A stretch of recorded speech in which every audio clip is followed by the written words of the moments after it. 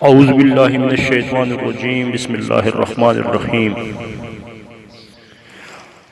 مغربی طاقتیں 2023 آنے سے قبل ہی خوفزدہ کیوں ہیں؟ اور ترک صدر طیب اردگان اپنی تقاریر میں 2023 کا ذکر کرتے ہوئے یہ بار بار کیوں کہتے ہیں کہ 2023 میں ترکی پہلا جیسا ترکی نہیں رہے گا؟ اور معاہدہ لوزان دراصل ہے کیا؟ آگے بڑھنے سے پہلے آپ سب سے گزارش ہے کہ ویڈیو کو لائک اور چینل کو سبسکرائب کریں۔ لوزان دراصل ہے کیا اور اس کے ترکی پر کیا اثرات مرتب ہوئے؟ اور مغربی طاقتیں 2023 آنے سے قبل ہی خوفزدہ کیوں ہیں؟ دوسری جنگ عظیم کے بعد سلطنت عثمانیہ تحلیل کر دی گئی۔ مغرب کے پیدا کردہ حالات کے پیش نظر جدید جمہوریہ ترکی کے بانی کمال اتا ترک نے مغربی طاقتوں سے 1923 میں ایک معاہدہ ہوا۔ اس معاہدے کو معاہدہ لوزان کہتے ہیں اور ترک نے تینوں براعظموں میں موجودہ خلافت کے اساس سے اور املاک سے دستبرداری اختیار کر لی۔ معاہدہ لوزان 100 سال پر محیط تھا، جو کہ دراصل یہ معاہدہ ترک عوام اور مسلمانوں کے خلاف مغرب کا ایک ایسا پندہ تھا جس نے ترکی کے ہاتھ پاؤں باندھ لیے۔ 2023 میں یہ معاہدہ اپنی مدت پوری کر کے غیر مؤثر ہو جائے گا۔ یہ سوالات اپنے اندر نہایت دلچسپ معلومات اور تاریخ رکھتے ہیں۔ معاہدہ لوزان جنگ عظیم اول کے فاتح قوموں کے درمیان طے پایا تھا۔ اس وقت ایسی صورتحال تھی کہ فاتح قوتیں ترکی کے بڑے حصوں پہ قابض ہو چکی تھی۔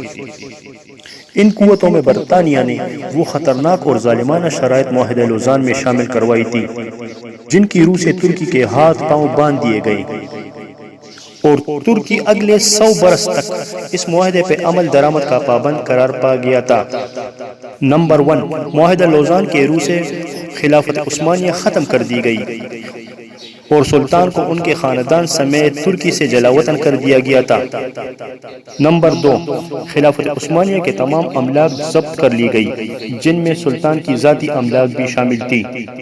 ترکی کو سیکولر اسٹیٹ قرار دیتے ہوئے دین اسلام اور خلافت سے اس کا تعلق پر قطعاً لگا دی گئی اور اس کا باقاعدہ اعلان کر دیا گیا، اور اس معاہدے کے روح سے ترکی پیٹرول کے لیے نہ اپنی سرزمین پر اور نہ کہیں اور ڈرلنگ کرے گا اور اپنی ضرورت کا سارا پیٹرول امپورٹ کرنے کا پابند ہوگا۔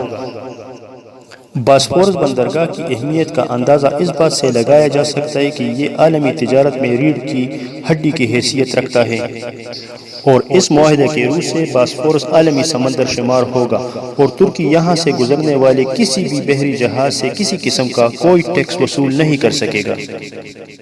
ترک صدر طیب اردگان کئی بار اپنی تقاریر میں کہہ چکے ہیں کہ 2023 کے بعد ترکی وہ ترکی نہیں رہے گا کہ ہم اپنی زمین سے پیٹرول بھی نکالیں گے اور ترکی سے گزرنے والے ہر بحری جہاز سے ٹیکس بھی وصول کریں گے۔ اس کہانی سے ساری صورتحال واضح ہو جاتی ہے کہ مغرب کیوں ترک صدر طیب اردگان کا اتنا سخت دشمن بنا ہوا ہے۔